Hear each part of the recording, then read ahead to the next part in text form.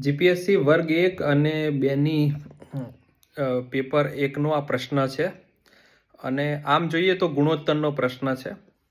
આમાં થોડા સૂત્રોનો સહારો લેવો પડે તો આવડે, એટલે ધ્યાનથી જોજો. આમ બહુ સરળ છે પણ ધ્યાનથી જોશો તો તમને આવડશે. આમાં એવું છે કે કથનો આપેલા છે કે આનો ગુસા કેટલો, આનો લસા કેટલો, અને એના ઉપરથી નીચે વિધાનો તારવવાના છે કે 1 સાચું છે, 1 2 સાચા છે, 2 3 સાચા છે કે 3 3 સાચા છે.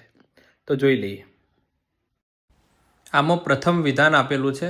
વિધાન શું છે કે 31/9, 19/7 અને 38/11નો ગુસા 1/693 છે. બરાબર ને?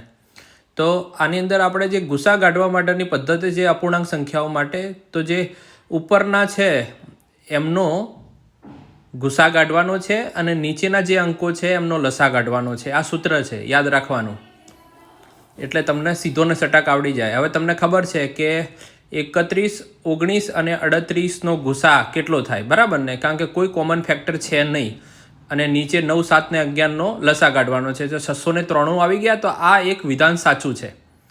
હવે એ રીતે દ્વિતીય વિધાન આપેલું છે કે 4/5 અને 3/7નો લસા 12 છે. તો આના માટે શું કરશું? જે કર્યું હતું એનાથી ઉલટું કરવાનું છે. મતલબ શું કરવાનું છે કે ઉપરની સંખ્યાઓનો લસા અને નીચેની સંખ્યાઓનો ગુસા કાઢવાનો છે. બરાબર ને? એટલે આપણને જવાબ મળી જાય. તો આપણે શું કરીશું? 4 × 3 અને નીચે 5 અને 7નો લસા. તમને ખબર છે કે 5 અને 7 ગુણી ના શકાય, એટલે 12 × 1 થાય, એટલે 12નો લસા 12 આવે.